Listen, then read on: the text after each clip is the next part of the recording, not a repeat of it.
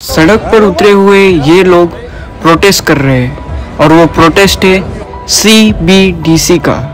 CBDC माने central bank digital currency. जो CBDC है ये आपको पूरी तरीके से कंट्रोल करना है, गुलाम करना है। ये हमारे इंडिया में भी आने वाली, हमारे भारत में भी आने वाली। तो आइए देखते इस सीबीडीसी का डार्क ट्रूथ क्या है, क्योंकि सीबीडीसी के बारे में अच्छी अच्छी बातें तो सब बताते हैं, लेकिन इस सीबीडीसी की बुरी बातें आपको कोई नहीं बताता। तो चलिए देखते हैं कि किस तरीके से ये सीबीडीसी जो है वो गुलामी का एक फंदा है, जिसके बारे में कोई बात ही नहीं करता। Alright, we're here at Camden Sound today and we've been giving out flyers about cash and trying to encourage people to use cash more and to be aware of the digital currency which the government is trying to bring in. In fact, it's being tried to be brought in all over the world by all the governments, the central banking digital currency, because then we have complete control over how and when we spend our money. अगर आपको याद हो तो हमारी सरकार ने एक time पर यूपीआई सिस्टम चालू किया था। यूपीआई से हमारी पेमेंट तो बहुत ज़्यादा क्विक हो जाती थी, और ये जो हुआ था ये नोटबंदी के बाद में हुआ था। लोगों को ये बोला गया है कि अगर आप यूपीआई पेमेंट करोगे तो ये काफ़ी सिक्योर है, सिंपल है और बहुत क्विक है। इससे आपका जो है पैसा चोरी होने का डर ख़त्म हो जाएगा और इससे आपकी लाइफ जो है बहुत ज़्यादा सिंपल होगी। बट गेस व्हाट दोस्तों, अगर आपने देखा होगा उसी के बाद में गवर्नमेंट ने ये बोला था कि अब आपको यूपीआई ट्रांजैक्शन पर टैक्सेस देने पड़ेंगे।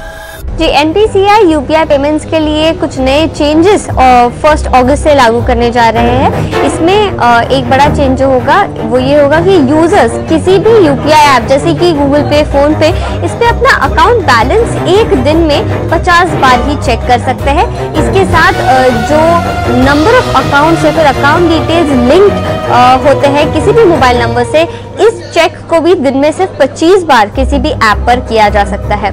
इसी के साथ जो भी ऑटो पे या फिर मैंडेटेड पेमेंट्स है आपके ओटीटी प्लेटफॉर्म्स के लिए या कुछ बिल्स जो आपने ऑटोमेटेड पेमेंट पर डाले हैं, ये सारे ट्रांजैक्शंस नॉन पीक आवर्स में किए जाएंगे, यानी कि सुबह के 9 बजे से पहले या फिर रात के 10 बजे के बाद ये पेमेंट्स किए जाएंगे।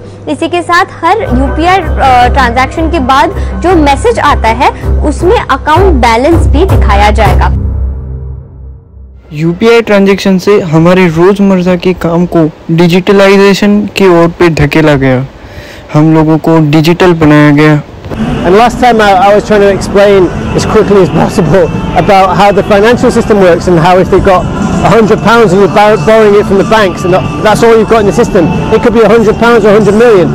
And if there's interest on it, where are you going to get the interest on to pay off the capital of your debt? So what that means is that you always have to borrow more to pay off the debt because you've always got interest on the debt. So it's a never-ending debt system, and over the past few years they've flooded the economy with money because they were paying for all the COVID and coronavirus measures. So that has devalued the money, which means that everything you earn is worthless, and that's, people talk about a cost of living crisis. That's where it's come from. It's become because this control system, this permanent debt system, is always making your money worthless. It's always making your labor worthless. So overall, digital payment से, CBDC से protest पे उतरे हैं ये लोग। अब हमारे यहाँ पर यूपीआई सिस्टम पहले से ही चल रहा है और हमारे गवर्नमेंट ने बोला है कि उस सीबीडीसी को जल्द से जल्द हमारे देश में लाने वाले हैं। तो क्या हमारे यहाँ पर भी यही हाल होने वाला है? यूएस में तो फिर भी बाहर के देशों में हम लोग खुल के बोल सकते हैं, खुल के हम लोग प्रोटेस्ट कर सकते हैं, लेकिन अगर ये हमारे इंडिया में अगर ऐसी हालत हुई तो क्या हमारी हालत इनसे भी ज़्यादा बदतर होगी? क्योंकि हमारे बारे में तो कोई बोल ही नहीं पाएगा, क्योंकि हमारे यहाँ पर सच्चाई कभी किसी को दिखाई नहीं जाती अगर वो सोशल मीडिया पे होगी। And all that's happened in the past few years that people are starting to notice is that it has accelerated.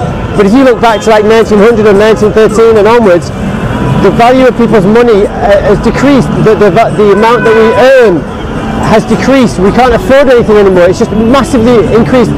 Our wealth has massively decreased over the past few months, few years even. So what that means is, if you can see that, it's not such a surprise that they might want even more control if you already recognise that we live in a slave system. We're conditioned to understand that using cards and phones to pay for things is for our convenience, but nothing could be further from the truth. It's all about giving us less control and less say in our lives and less power and less wealth. It's all a wealth transfer, all of it. Nigeria में जब CBDC को launch किया गया तब लोगों ने वहाँ पर बहुत ज़्यादा भारी मात्रा में दंगे करे, वहाँ पे गाड़ियाँ जलाई गई और सुप्रीम कोर्ट का ये ऑर्डर था अब से CBDC central bank digital currency apply होगी और लोग वहाँ पर प्रोटेस्ट करने के लिए आए। CBDC का मतलब है कि आपको पूरी तरीके से कंट्रोल करना, पूरी तरीके से वो आपको बोलेंगे, आपको उस तरीके से रहना पड़ेगा। और CBDC जो है वो मोबाइल की करेंसी है और CBDC जो है वो किसी भी साइबर अटैक से ये करेंसी गायब हो सकती है, जो कि हम लोगों ने पहले देख लिया है। ये करेंसी सेफ नहीं है और ये CBDC वाला खतरनाक सिस्टम हमारे इंडिया में आने की तैयारी कर रहा है। On the timeline, it was announced in the budget that it will be introduced this year. It will be introduced this year. Various technologies will be used. कि मैं क्यों इस सिस्टम को इतना खतरनाक बोल रहा हूँ? आजकल आप जो यूज कर रहे हो वो कर रहे हो यूपीआई ट्रांजैक्शन। आप केवल डिजिट को भेज रहे हो और डिजिट आ रही है, ये रुपया नहीं भेज रहे हो, ये केवल डिजिट्स भेज रहे हो, उनको आप रुपया समझते हो खाली। क्यों मैं ऐसा बोल रहा हूँ कि CBDC जो है वो सबसे खतरनाक सिस्टम है। सेंट्रल बैंकिंग डिजिटल करेंसी, वो CBDC में बकायदा प्रोग्रामेबल रुपया आएगा, फिर इसी का डिजिटल रूप आएगा। मतलब थोड़ा इसको थोड़ा गहरे बताइए। CBDC क्या मतलब थोड़ा विस्तार। अभी तक क्या है, आपके खाते में पड़ा है, आपके खाते में पड़ा रहेगा जब तक कोई साइबर अटैक नहीं आएगा या आप उसको ट्रांसफर नहीं करोगे या कोई और ट्रांसफर नहीं करेगा।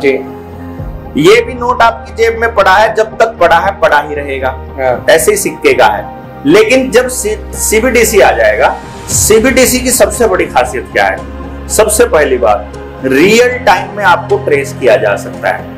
यानी अभी मैंने आपको दिया, 1 सेकंड में पता लग जाएगा वहां एल्गोरिदम में कि भैया अभी अभी देवेंद्र ने शुक्ला जी को पैसा दिया। ये तो पहला नंबर है। दूसरे नंबर पे वहां से कंट्रोल्ड है सेंट्रली। ये पूरी दुनिया का एक बना रहे हैं सेंट्रल बैंक डिजिटल करेंसी, पूरी दुनिया का है। पूरी दुनिया का जो मैं बता रहा हूँ कि सारी दुनिया के बैंक, मैं आपको बता रहा हूँ सारी दुनिया के बैंक एक ही जगह से चलते हैं, बैंक ऑफ इंग्लैंड से, बैंक ऑफ सेटलमेंट जो इंग्लैंड से चलता है वहीं से चलते हैं। तो वहीं से चलेगा, पूरी तरह से प्रोग्रामेबल है। मतलब क्या है कि आज जब आपको खाते में आपने काम किया, आपका एम्प्लॉय जब आपके खाते में ट्रांसफर करेगा तो बोलेगा कितना पैसा, 15,000 रुपए डिजिट, 15,000 सोशल क्रेडिट स्कोर आपके खाते में कर दिया। ऊपर से कंडीशन लगाएगा, इतने रुपए से ज्यादा का राशन नहीं खरीद सकता, इतने रुपए से ज्यादा कपड़ों पे नहीं खर्च कर सकता, इतने रुपए से ज्यादा ट्रांसपोर्ट पे नहीं कर सकता, क्योंकि तुम्हारा देख लिया पूरी जिंदगी का यही पैटर्न है। और 1 महीने से ज्यादा ये चलेगा नहीं, तुम्हें जितना खर्च भी करना पड़ेगा, उसके बाद खत्म। यानी ये जो असल खत्म होने वाला प्रोसेस है वो अब चालू होगा। कि जैसे मैंने आपको कहा था कि ये तो शुरुआत है, ये शुरुआत है। अभी तो आपने देखा कि अरे सरकार के खिलाफ बोलने वाला देवेंद्र बलारा के पास बैठा था, मोबाइल की लोकेशन बता रही है, दोनों इकट्ठे घूम रहे थे एक ही बाइक पे या एक ही कार के अंदर। अच्छा लो जी बंद कर दो, आप अकाउंट में जाओगे, अरे पैसे नहीं है, अरे तुम उसके साथ कैसे चले गए भैया? सरकार के खिलाफत करने वाला कोई, आपका रुपया, आपका पैसा, आपकी मेहनत सब कुछ कंट्रोल करने के लिए ही CBDC आ रहा है, सेंट्रल बैंक डिजिटल करेंसी।